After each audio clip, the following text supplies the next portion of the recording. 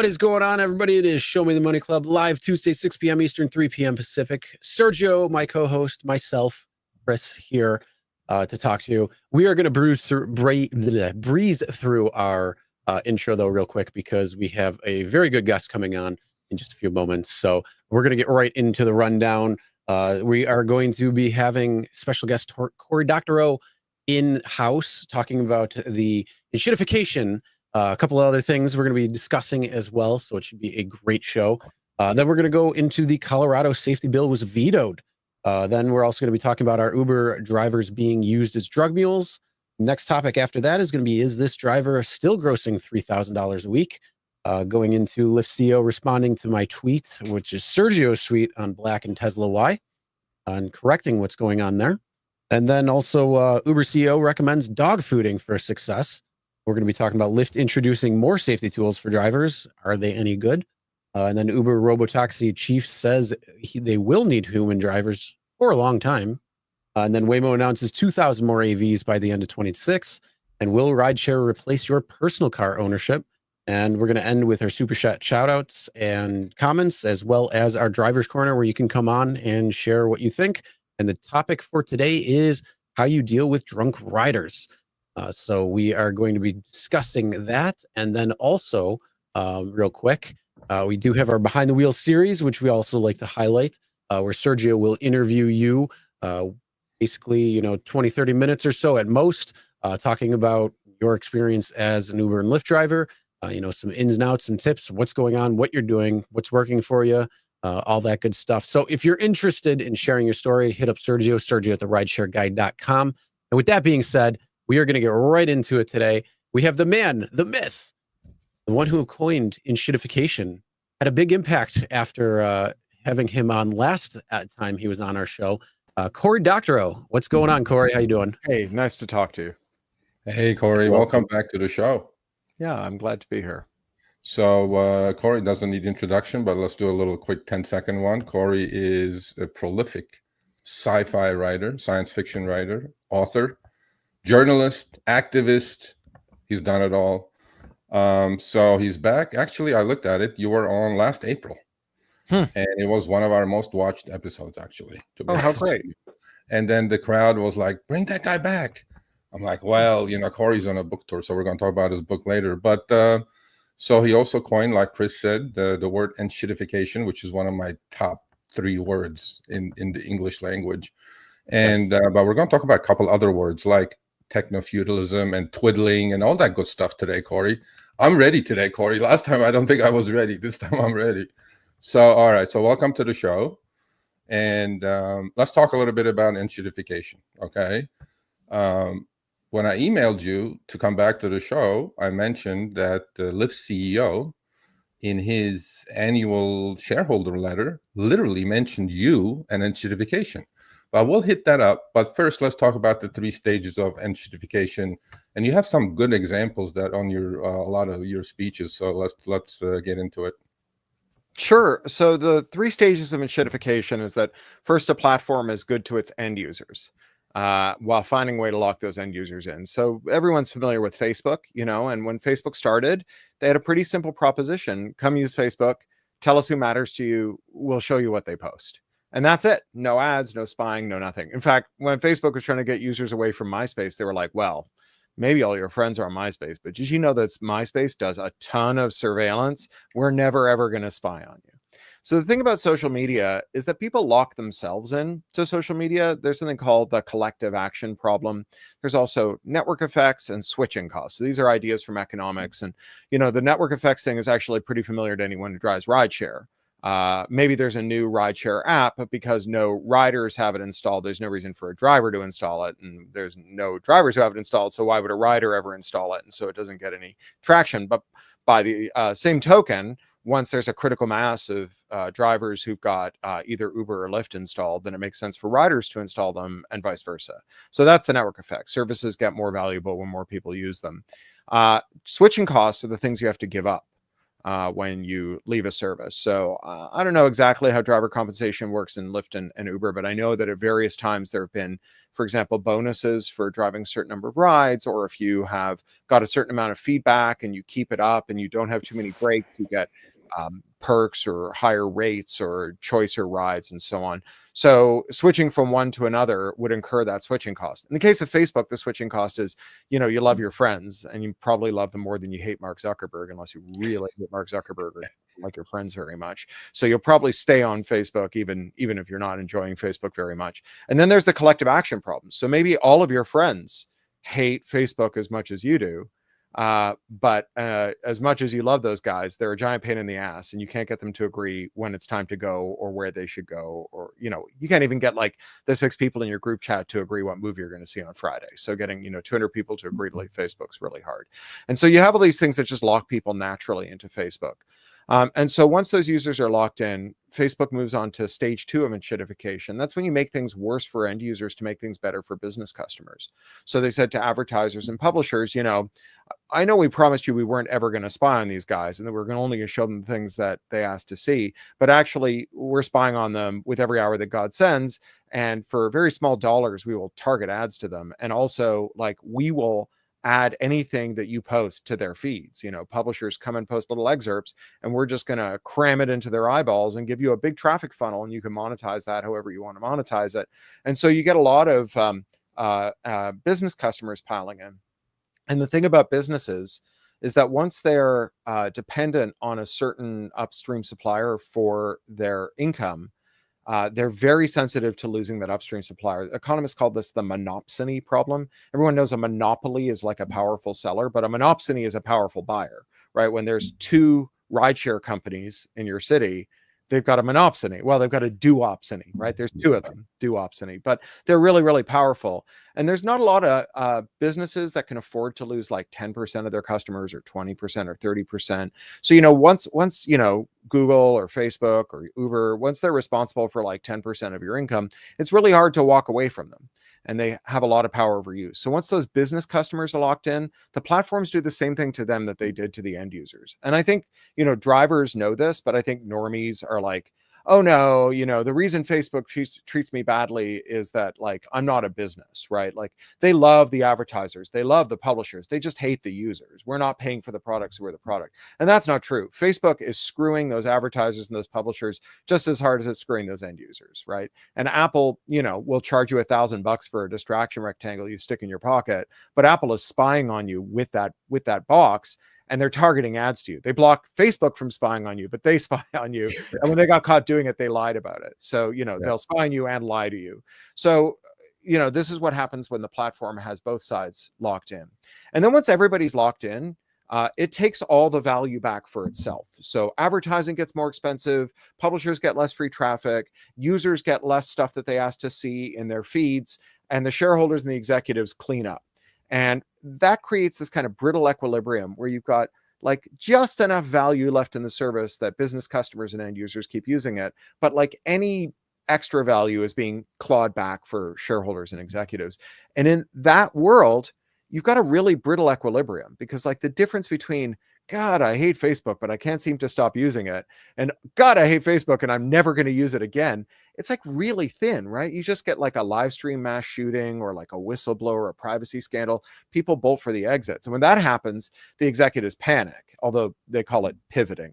And, that's how you get like Mark Zuckerberg, like arising from his sarcophagus one morning and saying like, friends, I've had a revelation. I know I've spent like 10 years telling you that the future was that you were going to argue with your racist uncle using this primitive text interface I invented so I could non-consensually rate the fuckability of Harvard undergraduates. But actually, the future is going to be that I'm going to convert you and everyone you love into a legless, sexless, low polygon, heavily surveilled cartoon character and imprison you in a virtual world I stole from a 25-year-old satirical science fiction novel that I call the metaverse, right? And that's when the platform turns into a pile of shit. And I think we're living through versions of that across the board, that we are living in a kind of enshitocene when everything is enshittified. Yeah, so as I was telling you in the green room, I had to binge watch you on YouTube and listen to everything you did over the last 3 days. So I highly recommend it, by the way. Well, thank you. The CBC podcast that Cory was the host of. It's called Understood: Who Broke the Internet. There's 4 episodes in it. And during one of those episodes, and I highly recommend everybody to go listen to it. I mean, it's really phenomenally done. So you mentioned something. One of your guests actually talked about techno-feudalism. Let's talk a little bit about that. What is it? What is it? How's it applicable to rideshare? Yeah, so that's a term coined by this guy, Yanis Varoufakis. It's quite an interesting character. He's an economist, and for a while he was like the chief economist at Steam, at Valve. So he's like a video game economist, but then he became the finance minister of Greece during the Eurozone crisis when Greece went bankrupt, and he was negotiating whether Greece was going to leave the European Union. So he's played some pretty high stakes poker, and he wrote this book, Techno Feudalism, and you know, there's some subtleties that I'm going to try not to get too deep in the weeds on, but really you deserve to understand them to understand what's going on. So you have to understand that first of all, the difference between profit and rent. So profit is money you get by owning capital and risking that capital and then paying wages to workers to employ that capital to do something. So if you're like, I don't know, a coffee shop owner, right? You own a bunch of espresso machines, you buy some milk, you get coffee beans, and you pay your baristas and you make profit. Now, like the fact that the baristas are not sharing in the profits, that they just get the wages, that there are lots of people, I think, who have a legitimate reason to be angry at it. But that is one source of income, right? And is the income you get from investing in capital and mobilizing it to do something productive. Now, rent, by contrast, is the money you get from owning something. So if you're the landlord of the coffee shop, you own the coffee shop, and whether the coffee shop has a good month or a bad month, the coffee shop pays you rent. And if the coffee shop goes bust because a better coffee shop is open across the street, that's good for the landlord, because now they have an empty storefront on a street with a really hot coffee shop, and their thing is worth more. They don't work the capital, right? They own what economists call a factor of production, something you need to produce something useful, but they're not producing anything useful. And the ideological fathers of capitalism, people like Adam Smith and David Ricardo, the people who defined what capitalism was going to be, although Karl Marx actually coined the term capitalism, which is something that drives capitalists completely nuts, and they pretend it's not true. But the fathers of capitalism, when they talked about free markets, they weren't talking about markets that were free from regulation. They were talking about markets that were free from rent. Because if the factors of production are in the hands of people who are effectively insulated from risk, right? They're not going to go bust because they are owed the rent, whether the times are good or the times are bad. Then they effectively become a kind of market regulator, right? If you own all the great storefronts in the city, then you decide what stores exist in the city. It's like the city, you become the city government, right? And so these guys, they were really worried about rents. And the reason they were worried about rents at the dawn of capitalism is that capitalism replaced a system called feudalism. And feudalism was all about rents. So the most important people in feudalism were lords. Lords inherited land. And when they inherited land, they also inherited the peasants who lived on the land. The peasants were not what are called free labor. They weren't allowed to leave the land. There was only one place they were allowed to work, right? So like there are a lot of places now, like if you go work for like a pet groomer, they're going to give you 3 weeks of training, although that training might just be you sweeping the floor. And they're going to say that you now owe like $7,000 if you quit your job in less than 3 years. So you're kind of like a feudal peasant who's bound to the land. Or if you like dropped out of high school and the only work experience you have is working in fast food restaurants, the majority of non-compete agreements in America, agreements in quotes, the majority of non-compete agreements relate to people who work in fast food restaurants. So it's like the kid who works at Wendy's not being able to quit and go to McDonald's and get an extra 25 cents an hour. And if really that's the only work you know how to do, you're kind of bound to the land here. So feudalism was organized around this idea of rents. And when the Industrial Revolution came, right, and specifically when they figured out how to make better fabric with machines, they wanted the people who own those factories, wanted the peasants to be turned off the land and to become what's called free labor, people who can take a job. But they also wanted them to like be in a position where if they didn't take a job, they'd starve. Because if you were bound to the land, you got to like harvest the land and feed yourself. But once you were kicked off the land, you were on your own. And so they wanted the capitalists, the people who own the factories, they wanted profits, right? And so they wanted the peasants kicked off the land. They wanted the land given over to sheep because they were making wool fabric, right? And so they needed this factor of production. They needed wool. And so they fought with the feudalists, right? The society, we call it the Industrial Revolution. We think of that as like a metaphor. It was an actual revolution. Like it was a really bloody time in which the fortunes of feudalists fell and the fortune of capitalists rose. And when capitalism and feudalism came into conflict, when it was rents versus profits, rents lost, profits won. So that's what feudalism is. Techno-feudalism, once you understand the difference between profits and rents, you can sort of see how that's going on around you. Like you've got Amazon. Amazon's not really a store. It's a platform that other stores have to use. So 90% of affluent households, or no, 80% of affluent households in the US have Prime. And the majority of all households in the US have Prime. And so if you sell a thing, you need to sell it on Amazon because everyone who's got Prime has prepaid for a year's shipping. And so they'd be an idiot to shop anywhere else. So everyone starts their shopping on Amazon. So Amazon owns a factor of production, right? If you want to sell a thing, you have to sell it on Amazon. And from like 1,000 feet, Amazon might look like a flea market where they've got 1 million sellers. Each of them's got their own little stall. They're all deciding what to put there. But algorithms, the Amazon algorithm decides what you as a shopper see. So it's like Jeff Bezos is walking around the flea market and deciding what can get shelved where, what's offered for sale, how much it costs. So it's more like if you've ever been to Disneyland and you go down Main Street, USA, and there's what looks like 10 shops down either side of the street. When you go into them, they're all interconnected and you can like pick something up from one shop and go to the next one and use their cash register because it's all one store. It's all one store owned by one company. And that's what Amazon is more like, right? You have these capitalists who are working the land, and then you've got the guy who owns the land, the feudalist, Jeff Bezos. So, okay, rideshare. You got two companies that own all the factors of production, right? That own the algorithm that introduces riders and drivers, and they take a pretty significant chunk out of your earnings. And to the extent that they do that for owning something rather than working something, right? Rather than like paying coders to continue to improve it, right? Because that's capital investment.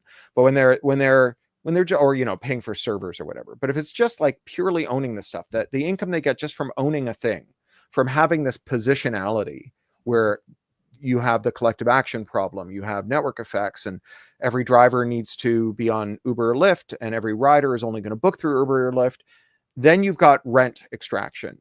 And what you've got is techno-feudalism. You've got a feudalism where what Yanis calls the cloud capital, right? The servers, the algorithms, and everything are owned by a new kind of feudal lord.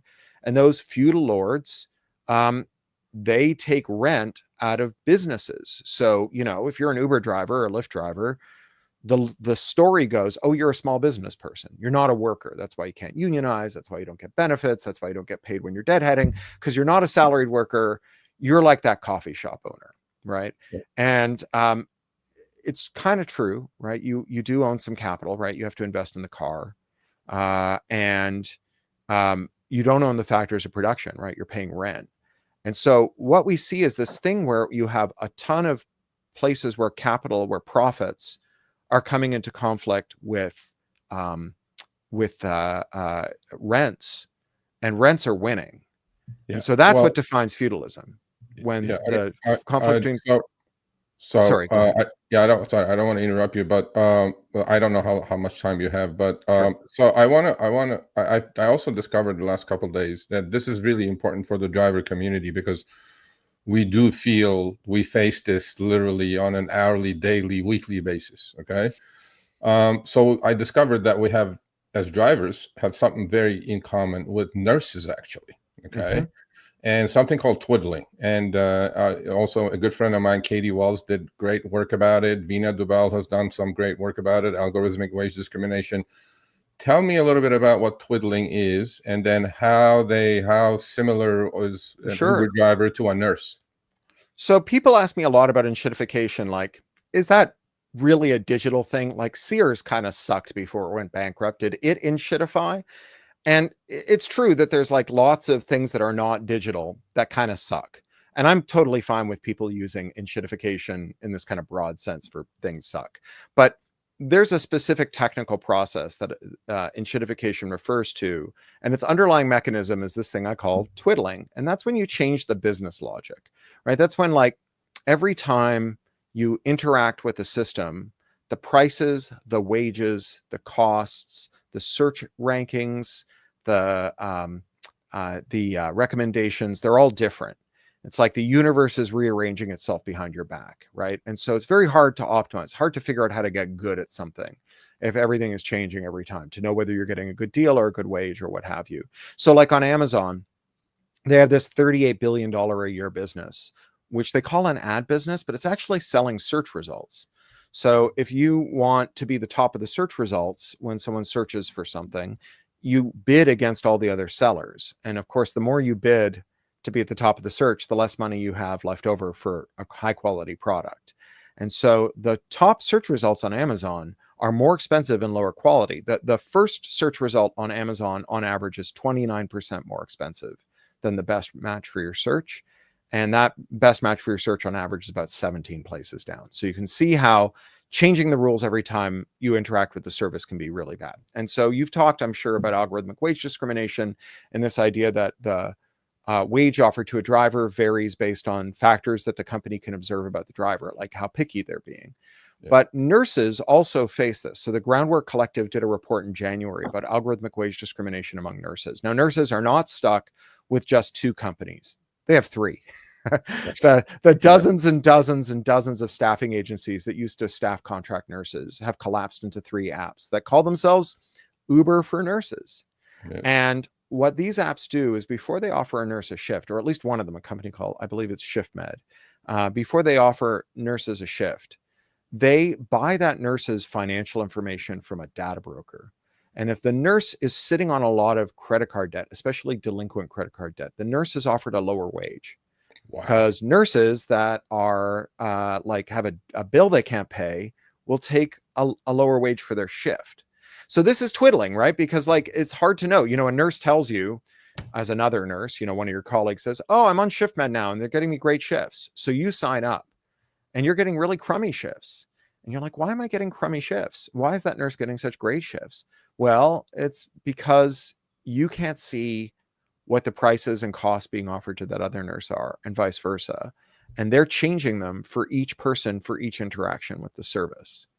Just like they do with drivers. We actually, Vina talked about a couple of years ago about algorithmic wage discrimination. And then I don't know if you watched it or not. You're quite busy, I'm sure, but we did a video in with More Perfect Union, another channel. Oh, great. Yeah, I saw that. I did see that. Yeah, that only got like 6 million views. So, so there's a company called there's a company called Flexure that McDonald's invests in that offers surveillance-based repricing for drive-throughs. Well, I was going to ask you about that, the Uberization of America, right? I mean, so grocery stores are doing it now, dynamic pricing. I mean, that existed in the airline business for a while, but you know, now Wendy's just trying to do it and they got a huge backlash against it. I mean, what is happening in the US, right? I mean, that's criminal actually. If they're really doing that to nurses, like check your, and I'm sure they may be doing it to Uber drivers. Look, we have proven algorithmic wage discrimination beyond a shadow of a doubt, at least a few times. And then finally did the video. To me, is like,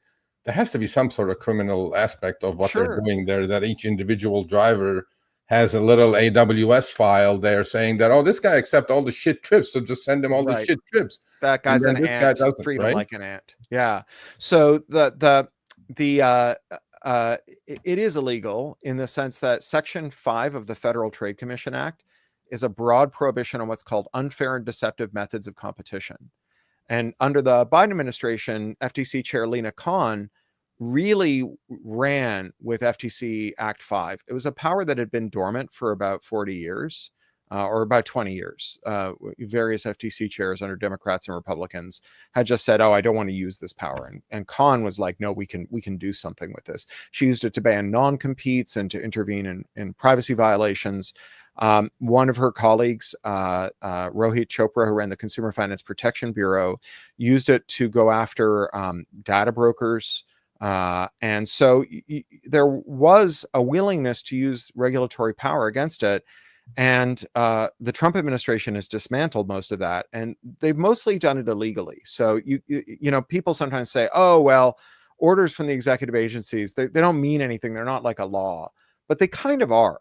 So there's a thing called the Administrative Procedure Act, and if a procedure is, if an act is made, if a regulation is made, so you know, when Khan used this Section 5 of the Federal Trade Commission Act to ban non-competes, right? So she did what's called a notice of inquiry. So they put out a thing saying, hey, we're thinking about making this rule.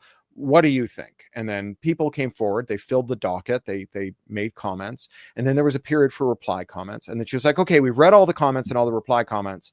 We have factored in every single one of them. We've made a rule. And so then they do a thing called a notice of proposed rulemaking. And then once again, there's comments and reply comments. They revise the rule based on that. And if they follow all of those procedures and then the commissioners vote and they make the rule, the commission can't just get rid of the rule. They have to do it all again. They have to show that something material has changed since they gathered those facts and made that rule. And that's not what the Trump administration has done. The Trump administration has just said, oh, no, we're not going to follow those rules. And so it's illegal, right? They're a lawless administration. But you know, yeah, you're right. In America, it is illegal to do this stuff to you and your colleagues and nurses. Yeah. And you know, look, I don't like the idea of getting in a car with a driver who's been driving for 18 hours straight because otherwise he can't make rent. But I really don't like the idea of getting a catheter from a nurse who's been up till 2 a.m. driving Uber because she's not making enough as a nurse to pay her rent, and whose wage is calculated to get her into greater and greater debt. Not just because that's a horrible thing to do to a nurse who's doing an honorable job, but, you know, because I want my catheter inserted by someone well rested and happy. Yeah, no, I couldn't agree with you more. But let's talk a little bit about David Risher. David Risher is the CEO of Lyft. Yeah. And they do watch the show, so hello everyone. I actually saw him last week when I was in San Francisco, because after did you? his term, he was like, you should come by the office. So I came by the office. We had a very interesting conversation. Oh, okay. Well, I didn't know that. So there you go, David. You hid that from me. But anyway, so he mentioned you by name in his latest shareholder letter, and to his shareholders, obviously, annual shareholder letter. And then he said, you know, we have unshittified rideshare. But not under my watch. We're going to fix it. Right. Because he said, did he talk to you about his Falcon mode, by the way? I don't think he talked about Falcon mode. Okay. No. Well, obviously that conversation you had with him is private, but I mean, we didn't talk about anything private. I didn't sign an NDA. Okay. I don't sign No. NDA. And he said to counter unshittification that has been going on in the rideshare industry, because I talked to thousands of drivers and a lot of riders, and I'm a consumer myself, so I don't know if you take Ubers and Lyfts, but I'm sure you noticed that your fares have gone up about 50-60% over the last 4 or 5 years. Yeah. Right? And yeah, my parents are staying with me this week, so they keep taking the car, so I keep taking Lyfts, and it's expensive. Yeah, it is. It has become expensive for the rider, and you know, so as we know, it's not rocket science. You just charge as much as you can and pay as little as you can. That's how you become profitable in this business. But he said he's applying something called Falcon mode. Falcon mode is like being a falcon, just flying with that amazing eyesight from 2 miles up high. And when he sees something wrong, he swoops down, fixes it, and goes right back up without micromanaging. So he says, rideshare has become unshittified. I'm going to end it. I don't know if he's doing a good job or a bad job about it. I think he's doing a decent job at it, definitely better than the previous Lyft management. So he did talk to you about that, and I'm glad. Oh, he didn't talk to me about that. He told me he drives Lyft every 6 weeks. He goes out and pulls a shift, which I think is very good. He doesn't pull a shift. He does 4 trips, and then he puts it on LinkedIn. So he doesn't drive a full shift. In fact, I challenged him. Oh, right, to pull a full shift. I said, why don't you drive a full shift 12 hours, you know, up in SF in Bay Area? Right. I'll drive it in LA, and then we compare our earnings, because he said, accept every trip, Serge. You can't drive, you know, cherry picking, basically. I go, but David, if I accept every trip, I'm going to go broke, because you're sending me $3 garbage trips all day long. But that's a different story. So once we did that, he hasn't come back to me yet to accept my challenge or not. But, you know, I know your time is precious. I want to talk a little bit about, I'm not going to talk to you about AI, because it's not the thing I want to do. But what I want to touch upon a little bit is there is anxiety in the driver community with autonomous vehicles coming around. Now, you're in LA. I don't know if you've been in a Waymo or if you're ever getting a Waymo. I am not sure. But yeah. No.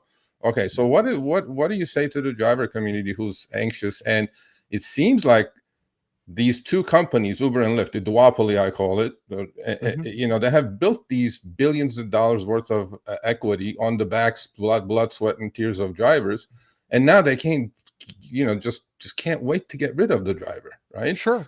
Just to get rid of the cost. But what is your opinion about AVs, and is it another tech bro thing going on, or what's happening here? Yeah, I think AVs are very oversold, and they're quite opaque. So, Waymos, I have to admit, they're more impressive than I thought they'd be. Judging on the performance of things like Cruise or Uber's, experimental AV business, where like after they spent $10 billion, they spent 4 years, and they had a car whose mean time between fatal crashes was a quarter of a mile, and then they had to pay someone else $400 million to take it off their hands. I mean, that was like a debacle, and it was very clear that the reason Uber was investing in AVs is that it was a way to convince normie investors who needed to bail out the original investors, like the Saudi royal family, that they had a path to profitability, and that path to profitability was never paying a driver a nickel ever again, right? That they would just own some capital, and they would have no labor costs. I think that, like, from an economic perspective, this is a very weird thing, because one of the things that we know is that automation affects every firm in a sector equally eventually. So, like, if the thing is that Lyft can make a living or improve its cash basis with AVs, or Uber can, then so could anyone else, right? So your competitors always catch up. So it's always labor that provides the marginal value in the firm. The profit always comes from labor. Automation can improve your cash basis, but automation spreads across all competitors in a firm. I think that the two great usefulnesses of AVs and of AI more broadly is, on the one hand, to convince investors that the cash basis of firms with bad capital to earning ratios will improve. So companies that spend a lot of money on capital but don't make a lot of money from the capital, it's like, well, just wait. We're going to figure this out. We're going to make a lot more money. And that helps you have a growth stock, and it keeps your share price high, and it attracts new investors if you want to do fresh rounds of investment. And then the other thing that it does is scares the shit out of workers, right? If and rideshare is already a fairly precarious workforce. I'm not going to call driving a car unskilled. Obviously, it's a highly skilled trade. It's not a thing I could do for 12 hours a day. But I am going to say that it's a skill that's broadly shared, that there's a large potential workforce for rideshare. And so what that means is that, to first approximation, if you quit, there's someone else who'll take your job. Yeah. So it's always been a somewhat precarious trade, but it gets more precarious when the person who might take your job is an algorithm, because you don't even have to put out a help wanted ad for that. You just fire up some servers. And I think that, like, we really need to distinguish between the AI that can do your job and the AI salesman that can convince your boss that the AI can do your job, whether or not it can. Those are obviously very different propositions, right? They kind of have the same effect, at least in the short run, on workers, which is your boss fires you and replaces you with a chatbot. But if the chatbot can't do your job, then the chatbot can't do your job.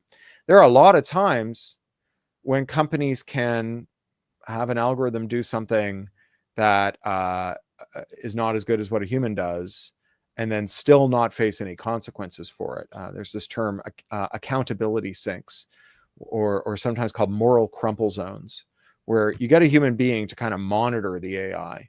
So maybe you don't drive rideshare anymore, but you like sit in front of 10 screens where you're looking at the display from 10 rideshares that are being driven by software. And that's not a task like anyone's going to be able to do very well. It's too much. Everyone's going to screw up.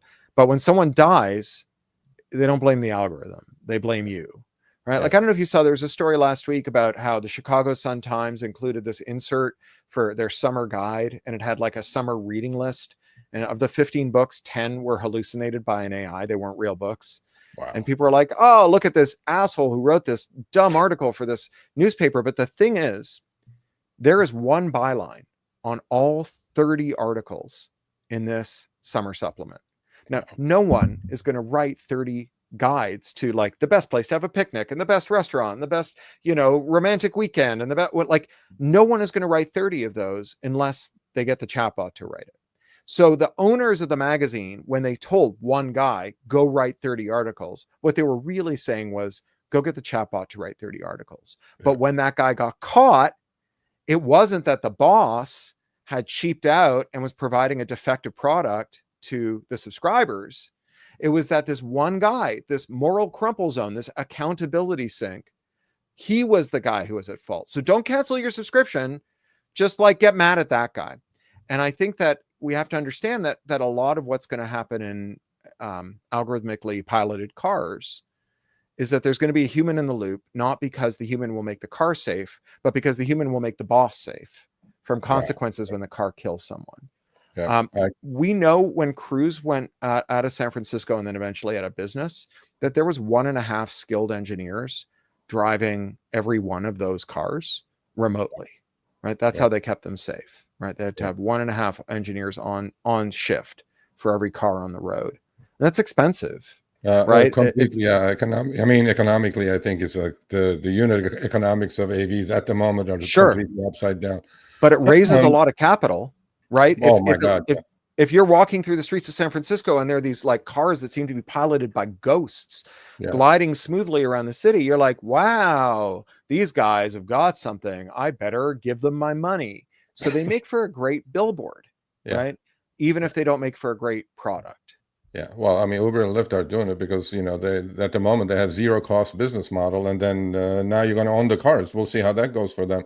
But let's bring it full circle. So, okay. We talked about enshittification, techno-feudalism, twiddling, which I'm still thinking about how do they pull. I wonder if Uber and Lyft pulls my credit data and sends me garbage trips because I'm in need. Or actually, there was a comment in the chat that I think is really very, very clever. The gentleman said, we have something called instant cash out. So whatever we work for the day, we pay Uber and Lyft like $1.85 and we cash out. So the more you cash out, Uber and Lyft may figure out that this guy's desperate. He needs the money, and then the next trip is going to be a shit trip that we send him, right? Yeah, it's a good signal for it. I mean, look, if you were trying to figure out which drivers would be willing to take the shittiest rides, that would not be a bad way of doing it. I don't know that for a fact that that's what they're doing, but like, look, if you and I can think of 10 nefarious plans for this, here on this podcast, you got to figure that like a boardroom full of Stanford kids can come up with 1,000 of them, right? And implement them, figure out which ones work, figure out which ones don't, change them all the time. That's in the nature of twiddling. So maybe they did it last week and maybe they've changed it this week. So even if you figure it out, maybe it's different this time. Well, it used to be like before we had science, alchemists who would do experiments, they had really bad experimental methodology. And so every time they did the experiment, they get a different result. And they were like, well, I guess God is punishing me for trying to understand the mystery of his universe, right? He's rearranging the laws of physics every time I do an experiment. Well, we are living in that world where the back end of the service is being automatically altered every time you interact with it. So that even if you experiment with it, oh, well, I'll take this ride and see if I get a good fare. I'll try clocking onto every ride. I'll move to a different neighborhood. I'll work during these hours. Maybe it works today, but it might not work tomorrow. Maybe, God is punishing you for trying to understand the glory of his universe. Algorithm gods are punishing drivers every single hour. So I know that, but how do we, there's enshittification. How do we disenshittify things? Okay. Because I listened to one of your podcasts. You mentioned Margaret Thatcher, and she said resistance is futile, right? There is no alternative. Resistance is futile was the Borg on Star Trek, but it means the same thing. How do we resist this, right? Because I'm going to give you an example. Actually, we're going to put up a screenshot in 1 second. And this is the enshittification that the rider faces and the driver faces. So Chris, put that up for a second. So here's a trip that was done by a driver in LA. He accepted a trip around downtown and was going to Palm Springs. So the upfront contract as independent contractors that was offered to him was $256.19. It's on the left-hand side of the screenshot. The rider, unfortunately, changed his mind or her mind and said, oh, I want to get out here. But still, the trip lasted 3 hours and 95.85 miles, as opposed to what the upfront was, meaning they tell us how long how long the trip is and how many miles it is. It was supposed to be 3 hours and 22 minutes, and it was 108 miles. So time-wise, this trip lasted about half hour less and about 12 miles less. So I would say that's about 10%-ish in that range, maybe a little bit less, the change in the duration and distance. However, Lyft decided to cut this poor driver's upfront fare, which I believe it's a contract that you're offering to me. Sure. I'm accepting this contract as an independent contractor under one circumstance, and that circumstance is price takes precedence, period. Right? Mm-hmm. What did they do? They went and adjusted this poor driver's earnings $100 downward. Okay.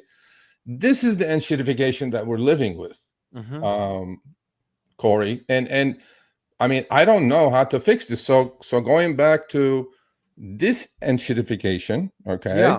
How do we fight this? Like, I know there is I'm sure you heard of it. In fact, you talked about it in one of your speeches about Para. Right? Para was this app that was, telling drivers with full transparency what they were about to get and what they were about to do. And what did Uber do, or what did DoorDash do? They shut them down. We're actually in talks with an app called Gig U that's coming to the US, but they started in Brazil about 5-6 years ago, called Stop Club. And there have been articles about this app. It's the app that Uber hates the most. In fact, in Brazil, they took them to court, but after 5 years of tying them up in court, Stop Club won. Now they're coming to the US under a different brand called Gig U. Basically, what it does is it teaches drivers how to cherry pick. It teaches drivers how to pick the best trips. Now, I don't know if Uber is going to sue them in the US, which I don't know what's going to happen with that. Is that the way to fight back? Do we reverse engineer these freaking algorithms and then just go fight back? How do we fight back? Well, Cory, look, there are four forces that have historically disciplined companies, tech companies. So one was competition. So, as you say, we've got a duopoly with Uber, Lyft, and not just a duopoly, but a duopsony, right? There are two buyers of labor, two sellers of rides. They're on both sides of that transaction. And so competition doesn't bite them the way that it used to. And once sectors become highly concentrated, they don't have to fear the second form of constraint, which is regulation, because highly concentrated sectors find it much easier to overcome their regulators, capture their regulators. And, Risher, he said that Uber and Lyft are quite different in terms of their corporate culture. I'd have no reason to doubt him. He said that there's not a lot of ex-Uber people working at Lyft and vice versa, that they're very different cultures. It's not like, say, Google and Facebook, where there's a ton of people that go between them. Maybe that's true. And maybe they really do have two different cultures. But when it came to Prop 22, they had no trouble at all coming up with a common lobbying position. Yeah. Or when, Austin wanted to fingerprint drivers or whatever, you do background checks on drivers, right? They had complete lockstep. It's just easier for two people to agree on something than 200, right? 200 companies are a rabble. 2 companies are a cartel. They're a conspiracy. And so they don't have to really worry about regulation anymore.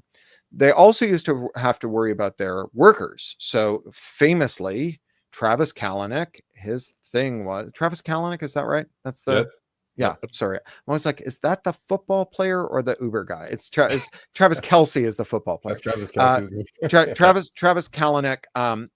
The thing that he wanted more than anything was to not have unionized drivers. Yeah. Right. That was his big innovation, was not just not unionized drivers who aren't even workers, right? Who don't have any labor protections at all.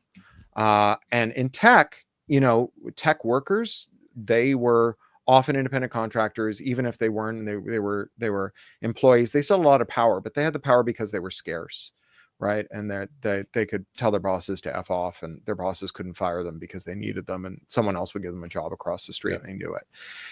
And then finally, they had to worry about interoperability, because tech is like very malleable. It's very universal. You can change how tech works by adding more tech to it. So if DoorDash won't show you how much you're going to get from a fare, you can get the Para app and it'll show you how much you're going to get from the fare.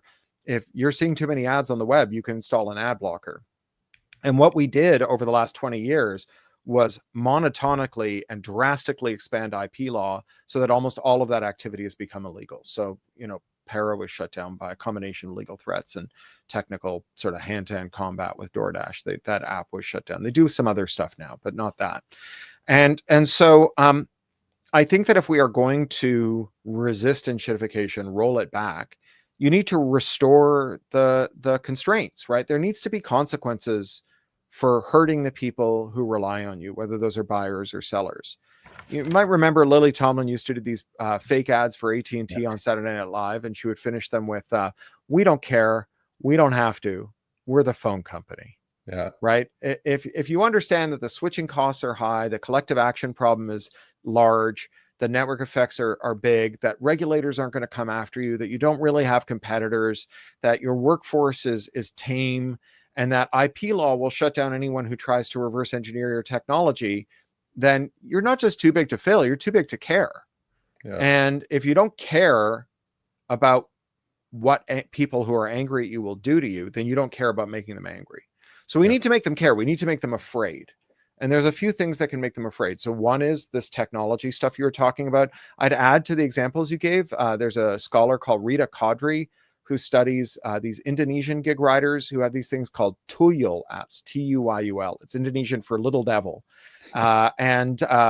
The Indonesian riders, they ride motorbikes, right? It's like a lot of Asian gig work is on motorbikes, and they have these little clubhouses. They get together and they form co-ops and they build a little clubhouse, and they've got like a fridge and tools and like a couch, and they can just hang out and bullshit and fix their bikes and take a break and then go back out on the road. And at these clubhouses, they were like, why don't we start hiring programmers to hack the apps that our bosses use? And so at first it was older riders like me, who've got crummy eyesight, who wanted to mod the app so it had bigger type because they couldn't read their screens anymore. But then it started to get really gnarly. Like the bikes can't get a ride to pick up a passenger from a train station unless they're right in front of the train station when the train pulls in. They won't get dispatched otherwise. But that is like a really dangerous place to be. It's a complete zoo when the train pulls in. So they wrote GPS spoofer apps. Yep. So they could sit around the corner and they could tell the boss, hey, I'm in front of the train station. And then when a passenger clocked on, they would zip around the corner, pick the passenger up and zip out again and not have to try and circle in this madhouse. And so that's another kind of interop. So that interoperability, those hacks, those mods, that is one way you discipline firms, because one of the things that happens when people start using third-party technology to moderate their experience of a platform is that it can supplant the platform. Like once you've started using third-party ink, you're never going to buy HP ink again. Once you install an ad blocker, you're never going to disinstall your ad blocker, right? And so once you start using these third-party apps, you're just never going to be like back inside the tent again. And so when companies have to worry about mods, about hacks, about reverse engineering, about scraping, about all bots, all these things, they behave themselves better, because the last thing they want to do is have you go to the search engine and type like, how do I fix this? Because if the answer is here's how, then they lose you forever as a buyer or as a seller. That happened with ad selling. There was a thing called header bidding that let advertisers and publishers get more money as opposed to Facebook and Google. And they got so angry because it really cut into their revenue, because once it started happening, everyone was doing it. And they were just transferring money from Facebook and Google to themselves. So the other thing, go ahead. And the other thing that disciplines tech companies and all companies is labor. And I know Prop 22 took away your right to unionize. Yep. But everyone who unionized up until pretty recently did so when it was illegal. The fact that it's illegal to unionize is not a reason you can't unionize. If that was the case, then we would never had a union. Unions came before legal unions. And historically and today, there is exactly one way for workers to get negotiating leverage over their bosses over the long term, not just in the moment when they're scarce like tech workers were for 15 years, but over the long term, and that's to form a union. And that's, I think it's harder now than it was before Prop 22. But if you wanted to get there, I wouldn't start from here. But it doesn't change the fact that that's all there is. Yeah, I mean, but the fight has to go on. I think we've done a decent job over the last 3 years doing Show Me the Money and guide a lot of the drivers to the right path. But there's no quitting. I don't think we can quit. I think you have to question the status quo, and you have to just always question things, why they are the way they are, and try to fix it. But I want to say goodbye to you. I mean, Nice talking to you. I'll leave it one last thought. Yeah. Stein's law in finance says anything that can't go on forever eventually stops. Yeah. So all of Cory's links, wherever you can reach him, is in the show notes. Number one, Cory's on a book tour. His latest book, Pigs and Shovels.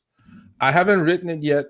I haven't read it yet, so maybe I'll buy one. And then, are you going to doing any book tours in LA, or are you doing any? I've already done a couple of stops here, but I'll be back in LA. My next book is in Shitification. It's out in October, and okay. I'll be doing stops in LA. Okay, well, I will make sure to come say hello to you, and then you'll hopefully sign both books for me. And please go check him out.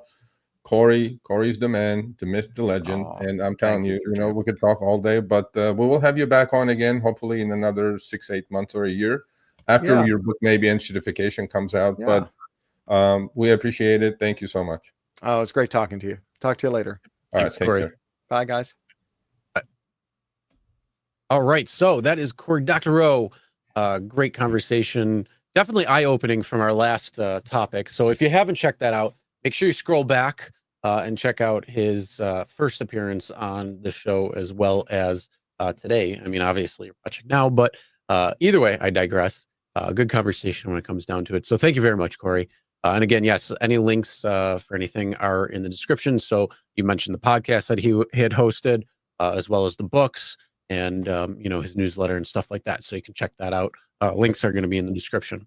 All right, we are going to fly through a couple of things because it was a much longer interview than had thought. So the first thing that we're going to be talking about, I'm just going to go through real quick. So Sergio, you don't need to really say anything here except for maybe when we talk about the next thing. But in Colorado, the rideshare bill was vetoed.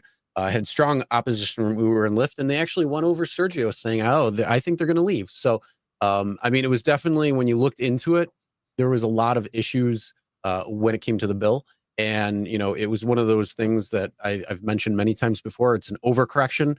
So unfortunately, that's what it was. But luckily, it was vetoed. The next steps is it probably goes back to the House and Senate and all that when it comes to Colorado.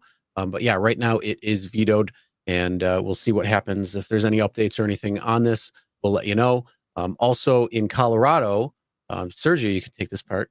Yeah. So in Colorado, the bill was vetoed. I'm all for that veto. I am not usually, for governors vetoing things, but this bill was a horrible bill. I agree with the governor in this veto.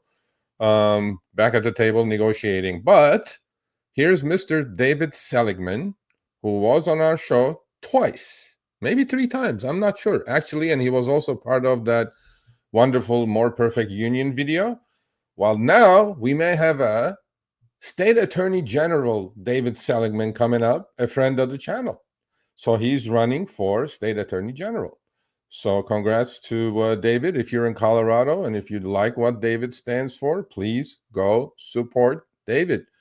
I think he will make a wonderful, wonderful State Attorney General. Yep. All right, let's move on. I know people are looking forward to this topic, and that is, are drivers being used as drug mules? And the answer, short answer is, yeah. If you take a package delivery or something like that, you don't know what's going in your car, of course it's going to be something. But it's not just drugs. I said this before. It's going to be cash. It's going to be, anything that's illegal, contraband, or anything like that. People are going to try to use a system to make their product or their service transported. So that is definitely something that is going on. And yeah, this is Channel 2 Action News investigating Uber to deliver drugs. Yeah, man. I mean, Atlanta. This is happening in Atlanta, and Atlanta police is very, very familiar with this story. We have run similar stories in the past.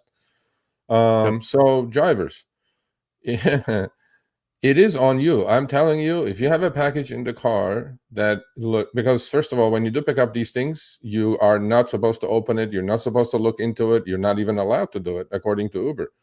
So this is under Uber Connect. It's the Uber service that allows packages to be delivered. And yeah, and actually Channel 2 in Atlanta did a investigative report about this. In fact, one of their reporters signed on as an Uber driver and then picked up packages. And then one of the packages at the end of the day that he picked up, it just smelled funny. He goes, yeah, because you were carrying a box of marijuana, sir. And, you know, because of the independent contractor veil that we have, that we carry, right? You know, Uber will take their hands out of it. Although Uber will say, safety is paramount. If you think something suspicious is going on, you know, go to the police station or turn it over to the police and this and that. And then so that the rider can complain about it, because you don't know. You cannot check what's in the bag or what's in the box, or because it's sealed. You're not allowed to. Now, if Uber changes the law, Chris, and says every time you pick up a package, it has to be open. The driver has to confirm what's in it, and then the sender could seal it, and I will pay you for that 5 minutes that it's going to take for the sender of that package to seal it. I'm all for it. That's how you stop this problem, the drug mule problem, completely. But since we can't look at it, and if we do get pulled over with contraband in our cars, as drivers, Uber will pull themselves out saying, "Oh, well, you're just independent contractor. We have nothing to do with it." And this needs to change, this part of it. And supposedly it's a pretty big deal in Atlanta. I didn't know that. And I mean, if you guys think it's suspicious, go to the police station. Turn the package over. Don't worry about your rating. Don't worry about anything. Don't worry about the sender complaining, you getting deactivated. Take the first punch. Go to the police station. Say, hey, this is suspicious. I don't want to carry it, because you will. I don't know the laws in Atlanta, but you will get arrested, bro. If you're caught with a box of marijuana in your backseat, they will arrest you, because there's nobody else in the car other than you. So, yeah. Yeah, it's definitely something that you got to definitely trust your gut on too. So if you think something's going on that's weird, suspicious, likely you're probably right. Let's be real. I mean, gut is very good at figuring things out, especially when it comes to rideshare. I mean, Sergio, I mean, how many times have you had pulled up to a ride and you just knew something was going to happen that it ended up happening? Whether it was like, oh, they're going to take like, I'm just going to have to cancel it because they're going to take forever to get here, or whatever it might be. Maybe they're a pain in the ass, or this one's probably going to have too many passengers trying to get in the car, or whatever it might be. I mean, how many times? I can't even tell you how many times. So yes, that is the thing. If you notice something that is not right, something weird, don't worry about it. Go to the police if you already have it, or you don't have to stop and take the package. You can just drive right by. Whatever you need to do, whatever you think. So again, yes, make sure you're safe. But one of the biggest things, and this is something I'll always mention whenever we talk about this type of thing, is helping to protect other people as well too. So unfortunately, there's a lot of scams out there, whether it's like tech scams or anything like that, where they try to prey on victims and get cash, large sums of cash sometimes. We're talking about 10, 20, 30, 40, $50,000, maybe sometimes more in cash. Nothing, no checks, nothing that's going to be traceable, in cash. Yes. A lot of the time what they'll do is they'll take it to, FedEx or UPS and put it into a book and, make it look like it's something else than what it is. But they're going to start using, if they haven't already, Uber Connect. And this is something where if you see, somebody older, they're talking about, money, or they're talking about something where it just doesn't sound right, it's probably a scam. You might want to ask them, might want to talk to them a little bit further, because if it is, and you take $50,000 of that person's money that they might not have, and deliver it to one of these people that are collectors, then you definitely want to make sure you can stop it. And so hopefully those people are protected that way. So yeah, I'm gonna add on top of it. Just be careful out there when it comes to these package deliveries, because you have no idea what the hell's going to come in your car. And if you're doing multiple ones of these, from people wherever, yeah, you're going to definitely get some illegal shit in there. I mean, you're taking two risks, right? One, what's in the package, if it's contraband or whatever, drugs, whatever, cash, whatever, right? But the second thing is the sender. The sender knows who you are, right? The sender, I mean, she just picked it up, saw your face, saw your car. It's in the Uber app. They can track you. They can find you. If you go turn it over to the police, it's like damned if you do, damned if you don't, right? You fully well knowing in that case, it says it smelled bad. Okay, I'm going to go take it to the police station. Well, now the drug dealer is going to come after you. So my thing is like, don't do it, man. Just don't do packages. Just don't. Just turn it off. Yeah, man. I mean, to me, it's like, think about that, right? So, it's drugs. You want to do the right thing, take it to the police, and then now the the drug dealer knows who you are, your car license plate. I've seen your picture. They'll just track you down and shoot your ass. So I'm going like, yeah, I mean, there's no win situation here, right? I would not do Uber Connect, period, unless it's like a flower shop. I'm picking up flowers on Mother's Day or something like that. So that's about it. That's it. Yeah, but the pay that they give you is absolutely a joke. It's worse than like Uber Eats, so not even worth it. Yeah. All right, let's move on though. Let's talk about a driver, the Boston Ironman, who's making $3,000 a week. Is he still doing it? Sergio, what do we got here, buddy? He's doing it. So right before this, let me mention his article with his latest earnings is coming out. He also have a recent behind the wheel segment on the channel.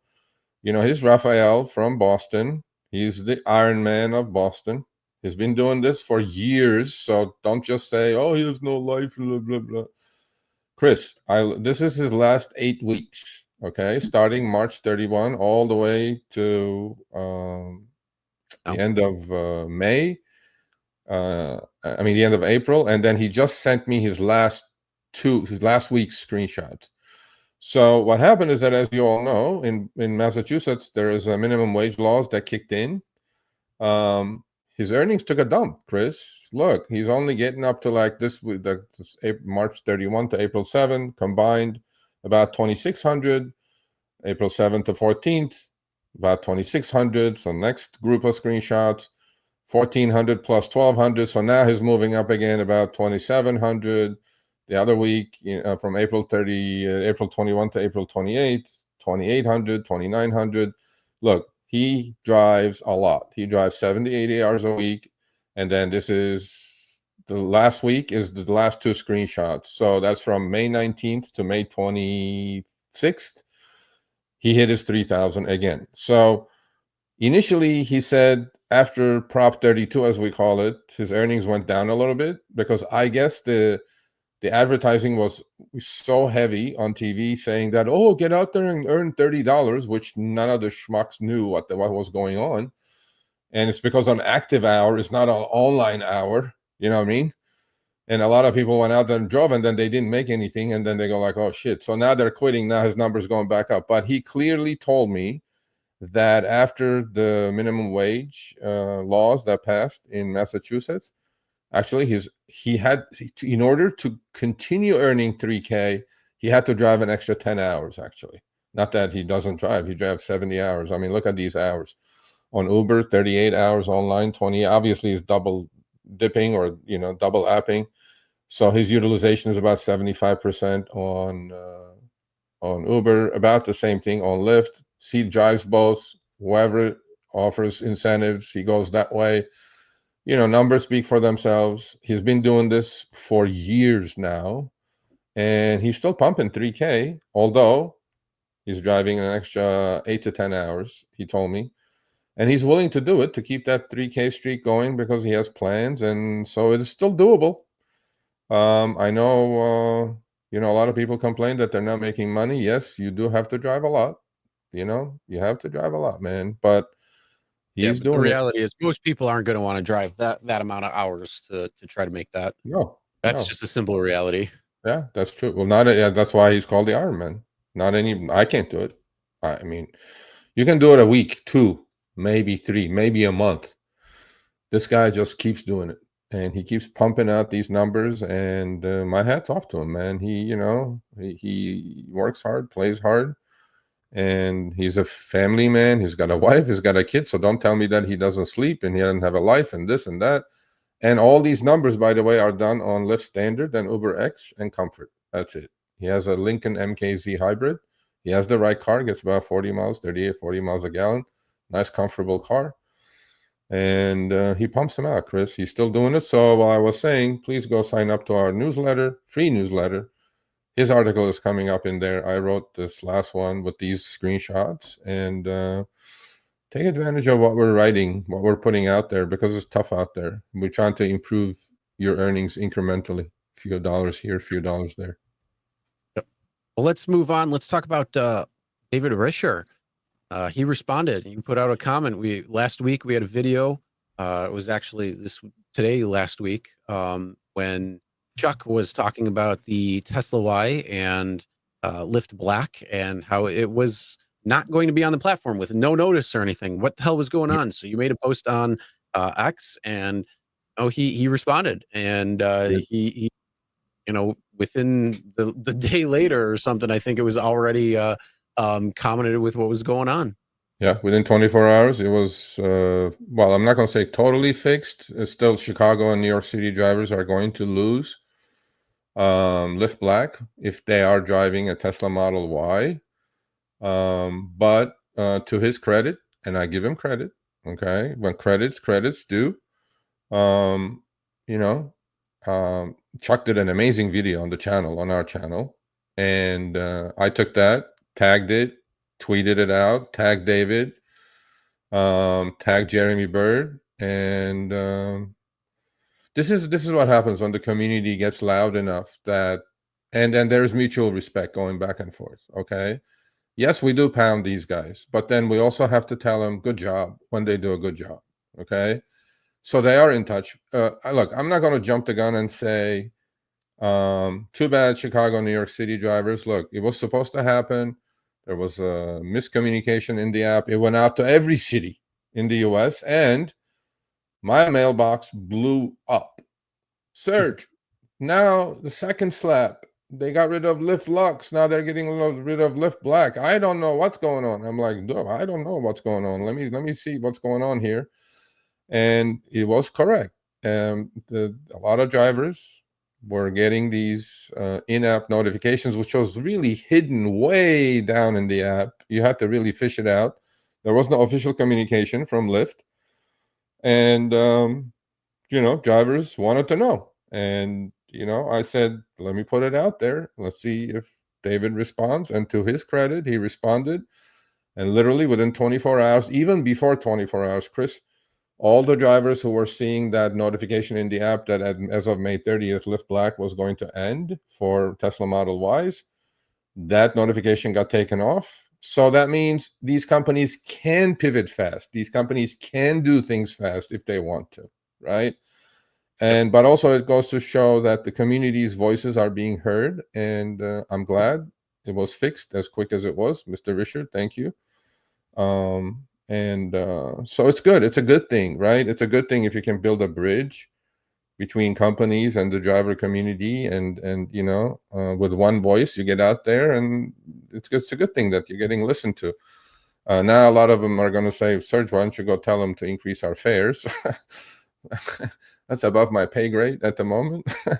But no, I mean, we appreciate it. We, as the community, it was fixed, and I'm glad it was fixed.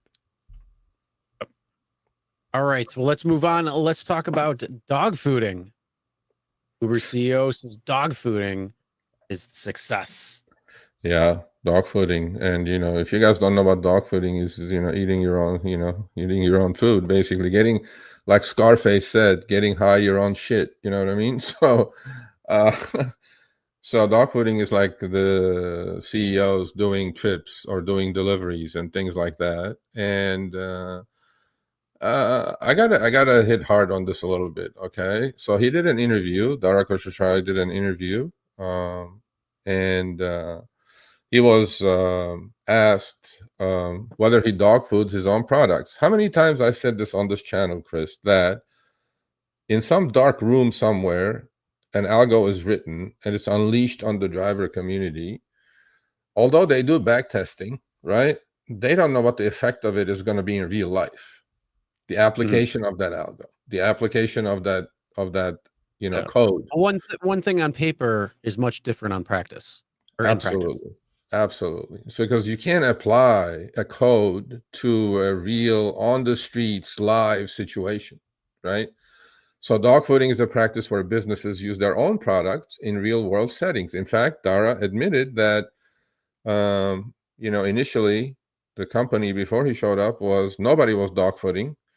A lot of coders or a lot of people who worked at Uber were using the product as a consumer, but they were not out there experiencing what it is to be a courier or what it is to be a driver, right? So he said this dogfooding changed a lot of things at Uber. I'm not sure. He did a few trips, put himself in Wall Street Journal. Actually, one of the really important moves I made was starting to deliver, he says, Dara Khosrowshahi. Most Uber employees use Uber as consumers, but not as many use Uber as earners. How many times, Chris, have we said on this channel, it should be mandatory that these coders who write these algos and put the drivers through the ringer should be out there, not doing 3 trips for photo ops.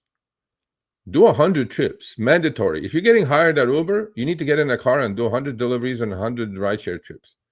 Then you can figure out how shitty your code is, how shitty the pay is, as opposed to coming and saying, oh, drivers nationwide earn $30 an hour. So then he said, then I got a Tesla and started driving folks around. Khosrowshahi said, I really do think that it's important to dog food. You can't do it every single day because you have a day job, fully granted, fully understood. But also doing 4 trips and showing up in the Wall Street Journal is not really dogfooding that much, DK.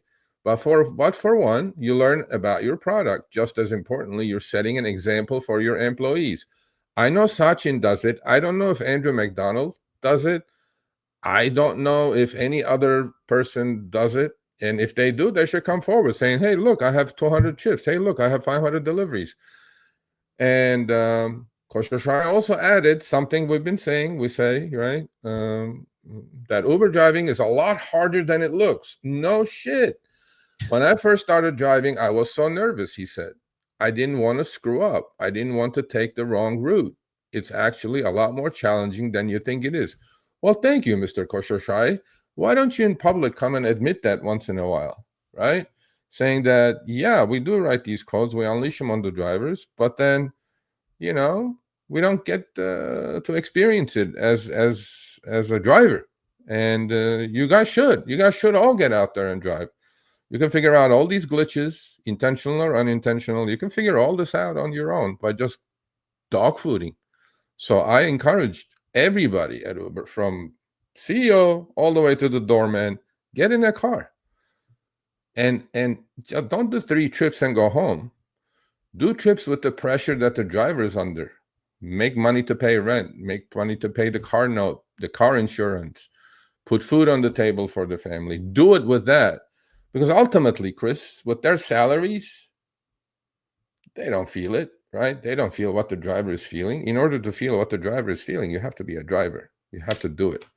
But I do appreciate it. I do like dogfooding. That's what I do. I don't dog food. I drive. And when I drive, that's the perspective you have, right? You got to get your hands dirty. You got to drive. You got to feel what's going on the street. So we'll see if they drive more, these executives. I don't know. We'll see. But let's move on. Let's talk about Lyft introducing more safety tools for drivers. This actually, one of these things, which is this, not this, they have the worry-free safety cancel. Okay. Yeah. Wasn't that supposed to be something that was already there? No, they don't. This is actually working out. Actually, I've seen some emails that Lyft is actually paying the cancellation fee without you going into the black hole. Automatic, boom.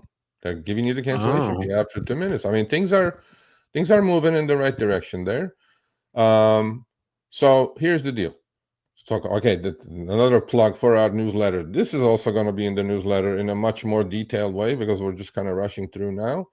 So Yeah, worry-free safety cancels video. is part of it. When you do cancel a ride for a safety reason, your acceptance rate and cancellation rate won't be affected. Very well done, as it should be. So now I will get emails tomorrow saying, Serge, it's not in the app. Not all of these things are in the app yet. They're being rolled out. So don't email me saying that it's not.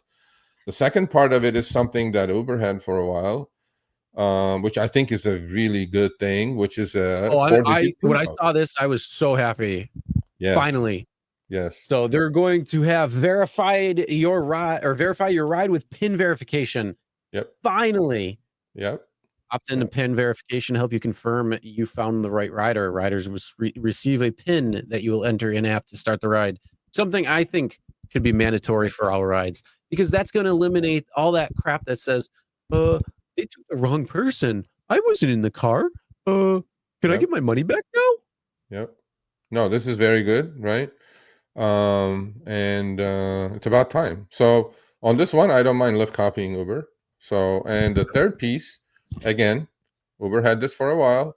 Now Lyft is coming on board with audio recording, and I'm sure pretty soon they'll come up. You know, I know Lyft has a deal with a dash cam company that will probably get announced. They're piloting it. But this is also another good change, right? A lot of drivers I talk to, they like it, and get added security with audio recording. So, you know, 2 out of the 3 things is what Uber already had, and Lyft joining the party. And I think these are good things. Again, this will be in my article. Please go check it out. Please go check it out. Newsletter, www.therideshareguy.com. Free. If it's free, you can't complain about it. Yeah. I mean, honestly, the cancellation should have already been in there. And the record your ride, that's kind of a nothing burger, because you should already have a dash camera.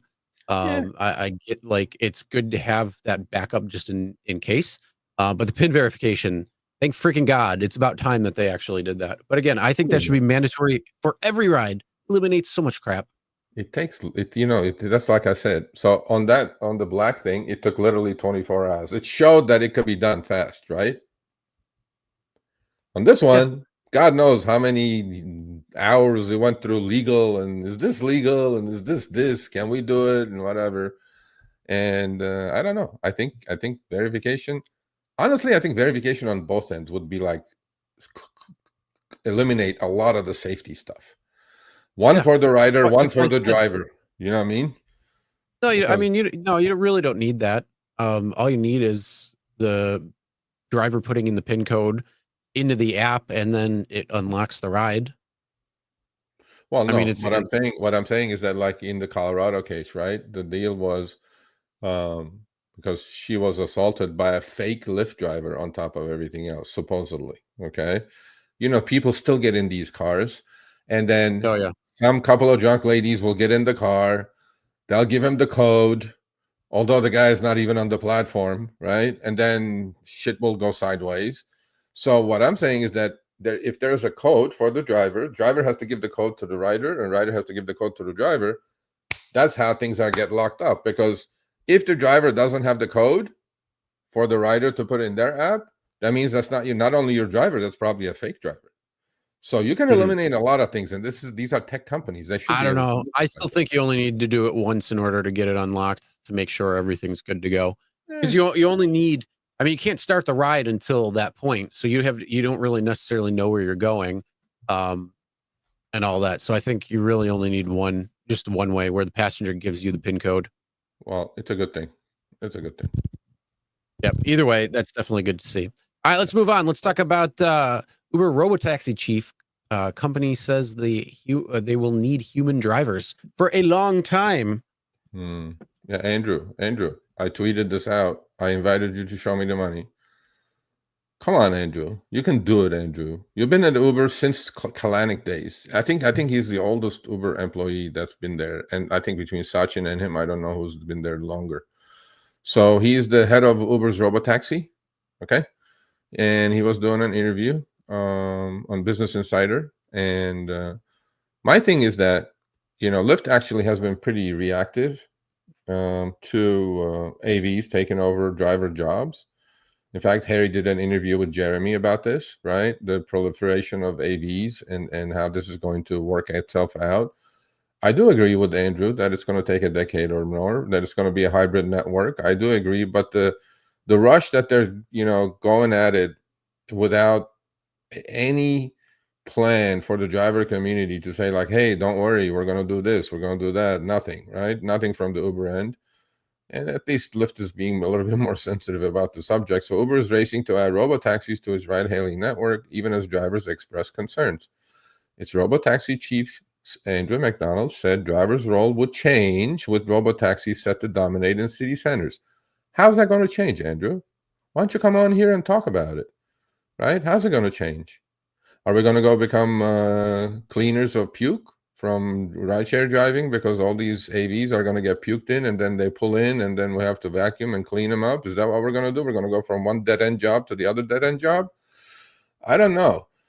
He added Uber would still need human drivers with self-driving cars struggling in extreme weather. These things are learning. Uber drivers are already sharing road with robotaxis. We know, supposedly, in Austin, 99% utilization rate on these things. I'm like, okay, cool. And the next screenshot, this is where I take an issue with Andrew and what he said. Uber senior vice president who oversees its autonomous vehicle operations said that while human drivers will remain crucial to its ride-hailing business, they would soon face serious competition from self-driving taxis in city centers. I'm almost certain that there will be more. See, this is where it hits me, that they're still going with this playbook after 10 years. Initially, when they cut the rates, Chris, I remember it like today. I've been through 4 rate cuts. Last one being upfront fares. Every single time They said, they put the lipstick on you're the going to pig. be busier. You're going to make more money.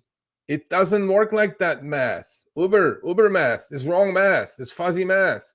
If you cut my rates from $1.20 a mile and 20 cents a minute to 90 cents a mile and 18 cents a minute, it doesn't matter how much busier I am. I have to drive at least 50% more or 30% more to make the same amount of money, Uber. It's simple math. PEMDAS.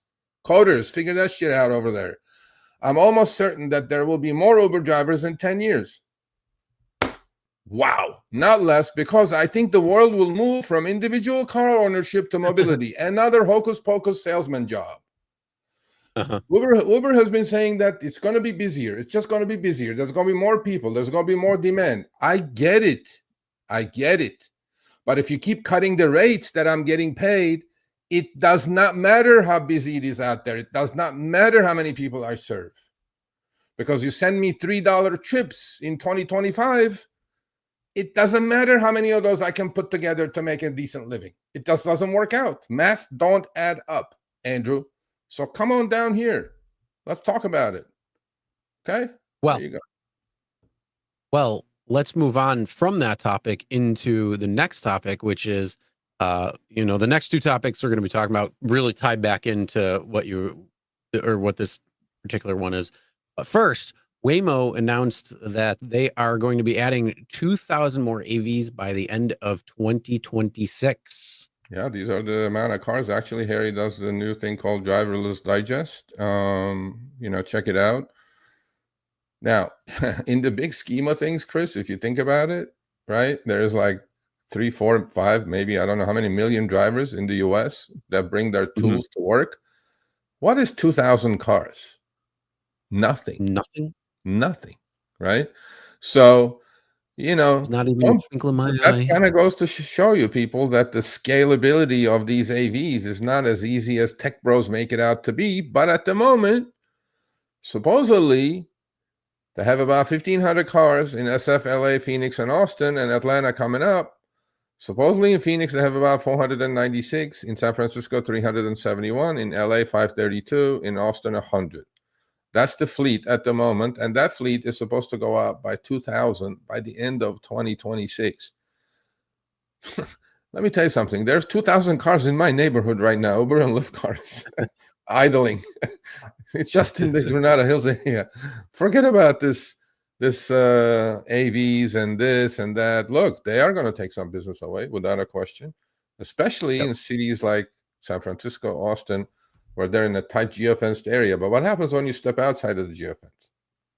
I don't know. At that point, it's not really going to, because you got to think they're EVs, so they only have so much range on them. They can only last so long before they have to go back to charge up, and they need the ability to get charged up. So if they get, in the suburbs or somewhere, they're not going to be able to because they may not have that same range to get back. So yeah, I think there's not going to be too much of an issue when it comes down to dealing with that, at least for the foreseeable future. Like I said, it's probably going to be at least 8-10 years down the road before there's a big impact. Are you going to be impacted now? A little bit, but probably not any more than just a normal person coming on the platform and starting to drive. So I mean, how many people sign up every single day? You kind of fail to realize that. So in the scheme of things, it's, you see that, you see somebody sitting in the car and you're like, oh, that bastard's got a ride. But then you take a look at somebody with a lighted Uber sticker, somebody's in the car and you're like, oh, that's my ride. So I mean, it's the same thing. Well, the only difference is with these cars, what I'm concerned about, the best trips are short surge trips for the driver, right? Let's say 5-8 miles and decent surge trips. Once they're out there, are they going to affect surge? Because they're in a geofenced area, I'm sure they're going to put it in the most densest areas, right? So that may affect surge because they're on the Uber platform and it's going to show up as cars idling or not busy, and that may reduce surge to a certain degree. And the other thing is they're going to grab all these short trips because they cannot go on a nature hike because they're going to run out of gas, they run out of juice, so they can't go too far from the main hub, right? So they can come back and get charged, unless they have many charging stations, which I'm sure they will do the more cars they put out. And but yeah, I mean, I'm concerned that they may be taking those short trips. The thing is, though, the infrastructure's not right there. Yeah, not so. I think Cory said it best. It's one of those things. It's like a buzzword right now, and it's for your Wall Street bros to get happy about something, and when it comes down to it, I don't think it's really going to be a big play for the time being. And then talking about with that, moving on to the next part of that, which is the next topic. The question becomes, will rideshare replace personal car ownership, as he had mentioned? Not for in a my while. opinion, I don't think so. And you know what? I had the same thought process, 5-8 years ago, when Uber and Lyft were really starting to take off, 2018, 2019, when it was really starting to become much bigger than what it was, prior to that. But the thing is, I think it's less of a chance of people giving up their cars currently because of the cost that is going on with Uber and Lyft. You have seen it just continue to rise and rise and rise, where people who are using the system are saying, look, we're maxed out. If you continue to raise the price, I'm going to find a different way. I'm either going to get a car or use public transportation or whatever it may be, but they're going to change how they get around instead of using Uber and Lyft. So I think they put themselves into a bad foot right now, that they are actually not going to have more people switching to car ownership. Yeah, you might get the people who are Gen Z who may not have their license yet at 24, 26 years old, and may not get that for a while, especially if they live in a city. But the reality is, give it a little time and somebody experiences driving for the first time with the freedom behind it. I don't know about you. I remember that when I got my car, I got my license, and I had the freedom to go where I wanted to. That's probably part of the reason why I hate Waymos so much, is because it infringes on that freedom of, just getting in my car, going where I want at any time I want, rolling down the windows, listening to some music, whatever it might be. So yeah, I honestly don't think that this is the perfect sales pitch for them. Yeah, we think that car ownership is going to dwindle over time. But in reality, I think if you actually evened it out, at this point, it's probably costlier to use Uber and Lyft to travel everywhere that you need to go than owning a car. I agree with you, because if it was the days of fantasy, what do you used to call it? I used to call it subsidized fantasy land, right? Where Uber was subsidizing a 10-mile trip was $10, right? Now 10-mile trip is $30. That's not going to happen, right? But what's going to happen is that both companies, by the way, David Risher has said the same thing. They're going after car ownership, the total cost of car ownership. So we know private cars are idle about 85% of the time. Okay.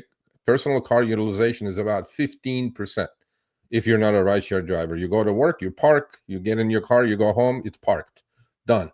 So, however, Uber and Lyft as a service, transportation service, replacing personal ownership of cars is nowhere near in sight for a long, long time to come, with the exception that driven miles, if that cost comes down to about 25 cents a mile on these autonomous vehicles, which may happen with the Tesla Robotaxis, which are supposed to, according to Elon, are supposed to be out there in June in Austin. Not buying it. It's not easy.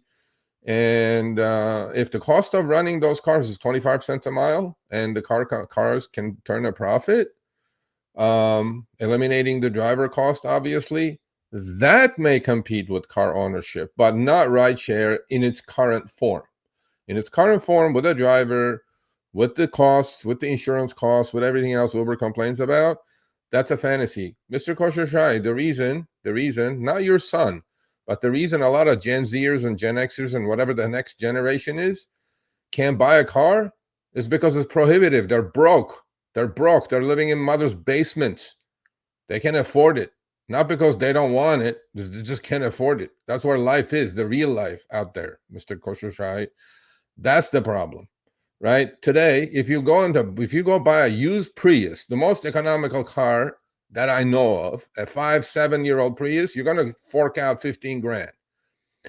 Even on a note of $200-300 a month, add your insurance, add your gas, add your wear and tear, add your maintenance, is $600, $700 a month, right? Man, I'm telling you, if I did every one of my trips 5 days a week from work to home, and it's only 10 miles away, Uber and Lyft are going to charge me $30. That's $60 a day. That's $300 right there. And it's $1,200 a month. I haven't gone to the market yet. I haven't taken my kids to soccer practice yet. If Uber was charging, 25 cents a mile, then it may replace car ownership. It's not going to replace car ownership for a long, long, long, long time to come. It's just not going to happen. No, definitely not. That's a pipe dream, and again, it's part of the sales tactic, I think, when it comes down to it. But if you actually sit down and do the numbers, it doesn't even make sense. Like, I understand, yes, you want to take it out at certain times and but car ownership is still, going to be the primary, and people are going to own cars for a number of reasons. And unfortunately, some of the generation right now, they don't necessarily want to, because they've, been unfortunately a victim of, overparenting and, putting the safety on everything. And it's like, no, go out, have some fun. What happened to latchkey kids? Go out, do something. You don't need to be, you don't need to have somebody hold your hand the entire time. You don't need to have, get out there, learn something, do something. I don't know. I don't get it, but your son can do it, Mr. Koshashai, because he has a CEO daddy that makes $40 million a year. I'm not sure your son is 18. Well, not only that, he's probably got a nice little code that gets him free rides. No, man. All I know is that it's not a knock on DK and his son or this and that. That's another pipe dream. Like when Travis had the pipe dream until that autonomous car killed that poor biker in Arizona 8 years ago. Okay. This is another pipe dream that they're trying to sell. It's going to be car ownership may be replaced. Maybe, if these autonomous vehicles can figure out how to drive for 20 to 25 cents a paid mile, all in, including insurance, including everything. And then I order an Uber from here to go to Trader Joe's. Chris, from here to Trader Joe's, Uber charges me $12. It's 1.8 miles, right? Ooh. Exactly. So I go to Trader Joe's, buy my shit, come back, $25. How's that going to replace car ownership, Dara? Now, if you charge me $3 in an AV that's available in 4 minutes, then I may think about replacing my car, which is literally costing me. We have 3 cars at home. It's costing me $3,500 between 3 cars. And I don't even know if that is going to be enough to replace car ownership. At some point, The only thing the only thing I could see is if you had something like iRobot, where it was just a bunch of cars and you just get into the car, or even like something like Minority Report, where you just get in the car and it's kind of yours for the time being, and then it takes you to where you need to go. It drives off onto the next one, and it's something like that where there's just an abundance of cars that are on the road, in order to make sure that when you are leaving to go somewhere, the car is there waiting for you. I think that's the only way they're going to be able to do it. Other than that, most people are going to continue owning their cars, and I wouldn't be surprised if you gave Gen Z the ability to, make some money, or get out there and view the world, because right now they're not. I mean, how many people are still virgins and they're hitting like 30? Like, it's ridiculous. They're not going out. They're not dating. They're not doing anything. They're living in this little They're not bubble getting where they're married. just gaming or whatever. They And can't afford it doesn't. They can't afford it. I don't know about you, but it didn't cost me that much to go out and have a little Times fun. are different. Times are different. They've been sold this idea, you go to college, you come out, they all, spent all this money at college, ridiculous degrees, and then they come out, they can't get minimum wage jobs, and they're all living in their mother's basements, and then they go like, oh shit, life is expensive. Oh yeah, welcome to the real world, folks. There you go. But yeah. I'm going to get a useless degree and have $250,000 in debt. Exactly. And I can't pay it off because the job that I got pays me $18 an hour. So I got to go drive Uber part of the time. And they only pay 40 cents on the dollar. That's another snake oil salesman thing. Oh, you need to go to college. No, you don't need to go to college. Go become an electrician. You definitely don't need to go to college. Go become a plumber. Stay away from college right now. Go become a contractor. I've learned more on YouTube than I have in college. Bro, 95% of the kids who go to college, they come out looking for minimum wage jobs. Dude, the only thing 40, 50 grand a year. Parties. That was it. The That's parties were. That's a difference. I mean, look, that's probably the best thing, but there's so many people that aren't doing that. They're not socializing anymore. They sit on their phones and they're like, oh, I mean, like, shows used to joke about that, where they're sitting on the couch texting each other. And it's like, that's the reality, though. Yeah. No, it happens in my house too. Like upstairs to downstairs, we have a 2-story. My daughter will be down, I'll be up doing something, and then my daughter goes, dinner is ready. I go, what the fuck are you doing? I'm in the house. Like, why are you texting me from upstairs to downstairs? What is happening here? Anyway, whatever. Yeah, now comes along wild. Gen Alpha. Is that the next generation? Gen Alpha? Is that the next one? Okay, cool. Yep. Good luck and I think it's wrapping up. Like, the generation is wrapping up, and they're expecting that it's only going to be about 40 million of the next gen. Yeah. So like millennials are at 72 million. Gen Z, I think, is at like 68 million or something like that. And Gen Alpha is supposed to be like 42 million. Well, there's the only thing that's going to save Gen Z's ass. You know what that is? The generational wealth transfer from the baby boomers which is their parents to them, because it's trillions of dollars. You go. The next one's millennials that are going to take over. So you have the baby boomers to millennials. So they're not even going to get it. But the problem is, some are going to get it. Yeah. So I mean, some, but the reality is, it'll go from baby boomers to millennials.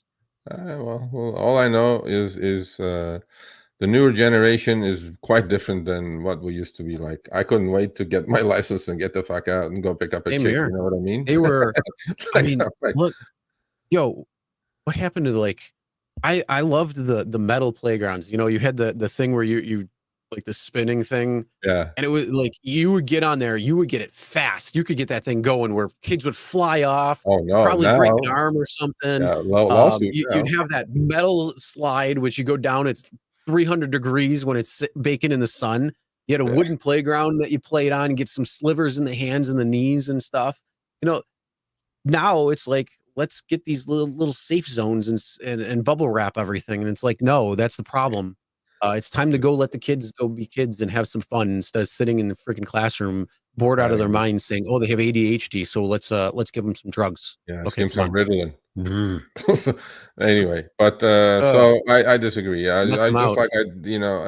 like car ownership replacement is going to depend on Tesla robotaxis driving around at 20 cents a mile. If that, even at that one, like Chris said, may be questionable. Because Yeah, why because would I pay it's not just the cost. It's not just the cost that it's going to come down to. It's going to come to time? other factors like There's time. reliability, the time to get one. All of those things are going to ease how they look, how they smell. I mean, let's face it. We want to. Not everything's like the movies. So when I mentioned those couple of movies, yeah, that's not how things are going to be. People are going to go in there. They're going to tear them apart. They're going to look like shit. They're going to smell bad. They're probably going to bring some alcohol in there, pour it. They're probably going to do something else in there, spray it. There's a lot of different things that's going to happen inside those things. And, you just have people that are, going to enjoy it. And other people are going to be like, no, car for me. I want my own car. I want my own peace and quiet. I want to drive. I want to do this. I want to do that when I want, where I It's a big want. task. Look, it's a big task to completely replace car ownership. I do get car ownership is getting more and more expensive every day. I get it. I get that. But Yeah, but also so is Uber rideshare and is getting Lyft. more and more expensive every day. So if rideshare was not getting more expensive for the rider every day, then maybe, yeah. But we'll see. We'll see where it goes. Yep. All right. Let's go over the comments. We're going to actually, what we'll do is we'll do our driver corner segment next week, only because we're getting later in the show with Cory coming on. So we'll go over a couple of those chats that I did star. So let's first go with a couple of super chats that we got. Keith, thank you. Haven't watched a live in a while. This is an excellent episode. Keep up the good work. Looking forward to Drug Mule. He also did that during the time of when Cory was on. So I'm sure he'd appreciate that, knowing that. Paul, thank you. People are trying to use UberX drivers as mules. Whoa. Someone tried to recruit me last week. This is happening in rural markets. I believe it. All that meth. Watch out. Yep. Will, you really do amazing work, Sergio. It's a collective thing, but it worked out this time. So, there's always something to do. But if we can do it, look, man, if we can do it, I'm all for it. I'm not going to say, Dara would have never done it. I'm going to give him the benefit of that doubt, right? But I do tag him quite often, but he doesn't even respond. He probably has me muted. What do you think? You think he has me muted on Twitter? Who? Dara? I don't know, maybe. He doesn't have me blocked, but he probably has me muted because he goes, fuck that guy again. I don't know. All right, let's go. Steven says, Sergio, could you comment on the in-drive exit from the U.S. market? It was sudden. They were doing well. In fact, I went to Tampa to launch Tampa. It went really well. They actually had 7% market share in Miami, which was one of the cities. They were about to expand. From what I know, that's all I know. They suddenly closed shop, blamed the extreme high cost of commercial insurance, just like Uber does, just like Lyft does. And I have to go with that. And it's unfortunate that, like Cory was saying, competition. We need competition, but competition it's like almost shut down from the get-go. It's impossible, almost impossible. Yep. Steph says, I love drunk riders. I only do drunk crew hours. I used to. Good on you, Steph. I drive the drunk shift almost exclusively. Friday and Saturday nights, drunks can be annoying, but aren't really a big deal. Also, generally better tippers than weekday riders.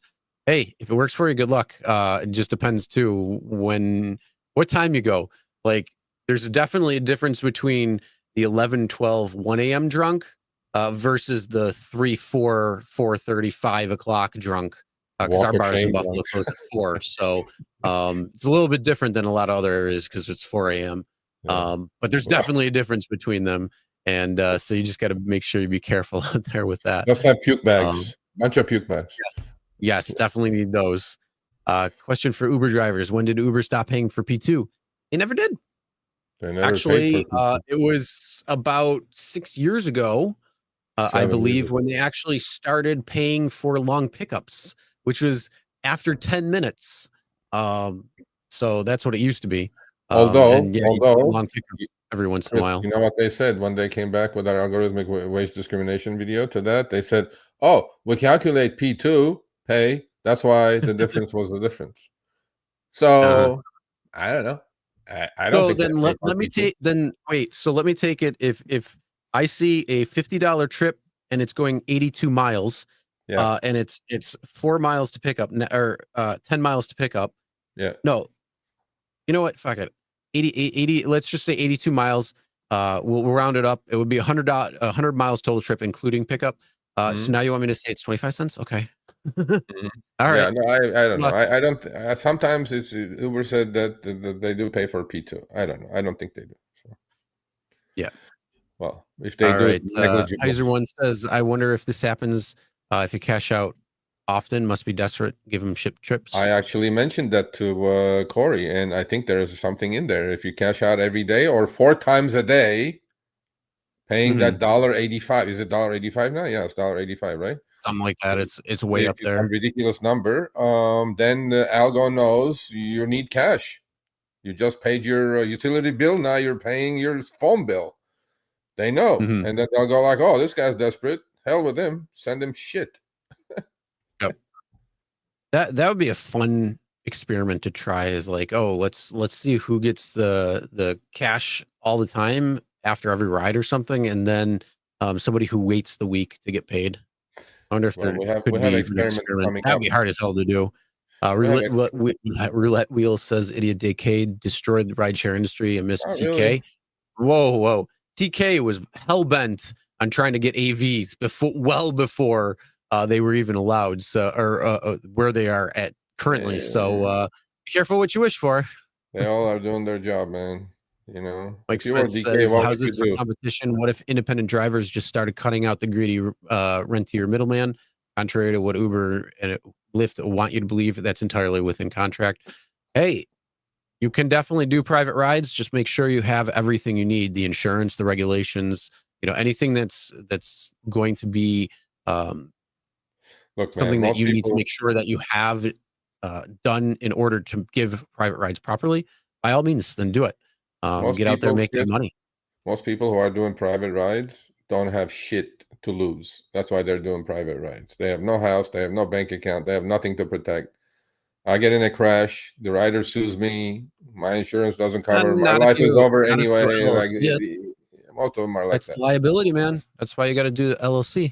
Yeah. Liability. Business. Yep. So if you do it that way, they can't come after your house. I mean, that's doing it the smart way. Most of them don't have it, so that's why they do it. Mike then says drunk ladies jumping into random cars, 100% on them. I actually agree with that. I mean, the problem is, though, nobody looks at the license plate. Nobody looks at the type of car. I mean, you could have a white Hyundai Accent coming, and you get in a gray Toyota hybrid, and it's like, yeah, how do you know the difference? There was also another time where there was somebody.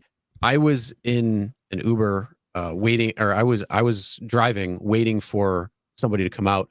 There was a person behind me who was in a truck, and people just got in the car, and they weren't driving Uber or Lyft. They were waiting for their wife to come in the car and get it. And they weren't my ride. I don't know who they were, but they just got in the car, and the car that pulled up to grab them wasn't even a truck. So it's like, you just see the first car there, and you assume, hey, that's my car, and I'm going to go in it. Like, it's ridiculous. It happens a lot. Like Hollywood, when I used to drive drunk hours, we'll be like double, triple parked. All these people coming out of the bar because 2 a.m. is, bars closed, or last call is 1:30. 50 people ordered 50 Ubers coming out of the bars, smash-faced.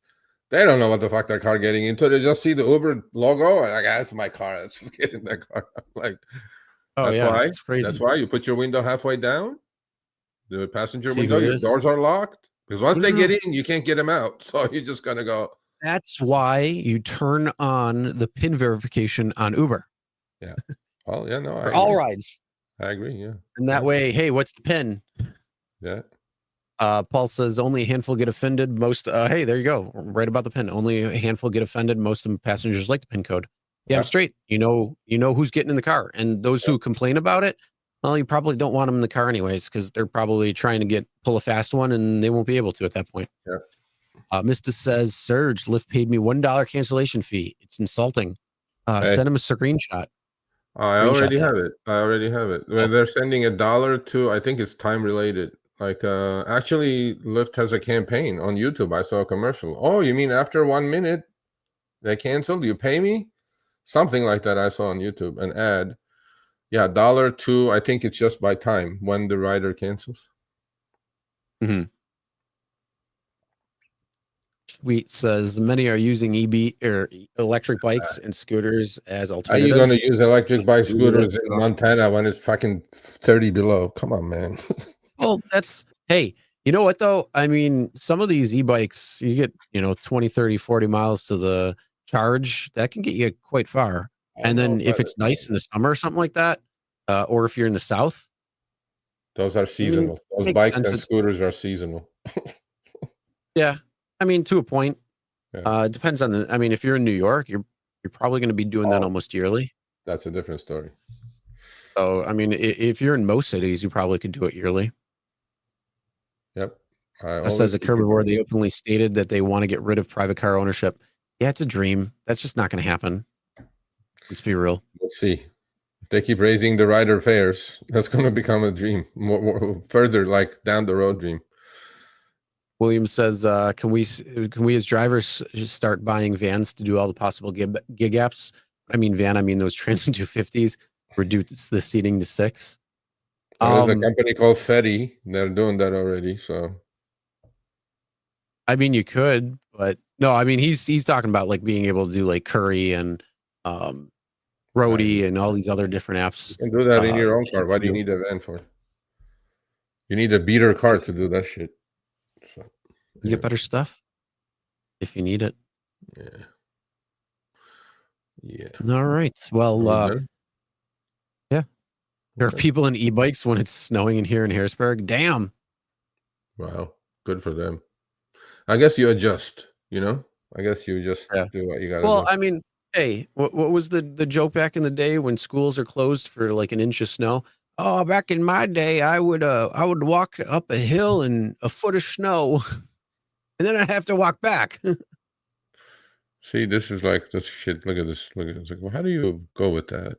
Never turning the pin verification, I guess, back on. Never ever. I'd rather be unsafe. Well, you, sir, are probably not the brightest. Sorry. Not sorry. I'd rather be unsafe. How do you battle that? I'm sorry, but that's one of the stupidest comments I've heard today. Thank you. Billy, when it happens to you, good luck. Then you will go, shit, I should have had the verification code. Yeah.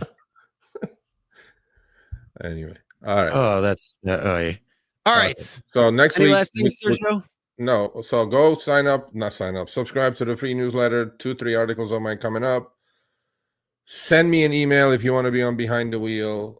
Sergio at the rideshareguy.com. If you see any glitches and bullshit going on, actually, Uber fixed another one. Thanks, Uber. Much appreciated. But then today, another one showed up.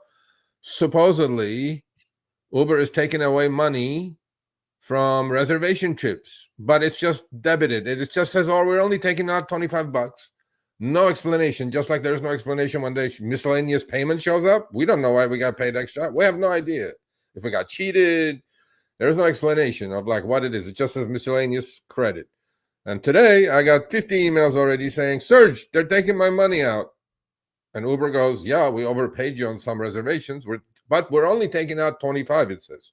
It doesn't say how much they overpaid. It doesn't say which trips it was for. Just take out 25. And I sent it to Uber. They go, oh, shit, we're looking on it. Although what they fixed, Chris, is that, that auto accept glitch that it was getting stuck on, right? Yeah, probably so. The auto accept last week we talked about. Billy, I'm sure you're probably a great guy. Would probably have a good time drinking, but come on, man. Come on. So, the auto accept getting stuck. Remember, we talked about it last week. Auto accept was switched on and toggled on and can't turn it off. That was fixed on Uber. Yep. Good job, Uber. Good job. And see, they can fix certain things. It just When they We want have to it. figure it out first. When they want No, it. it's when we find it. Once we find it, then it's like, oh shit, we gotta get going. It's a combination. It's a combination. When we find it, community sends it, then we talk about it, then they fix it. But depends on the speed. Anyway, so all right, behind the wheel every Thursday, 8 a.m. Pacific. Last episode did really well. The one before did really well. So please come on, talk to me for 20, 30 minutes. No muzzle, no nothing. So let's do a little promo. Next week, the CEO and founders of GigU will be on Show Me the Money.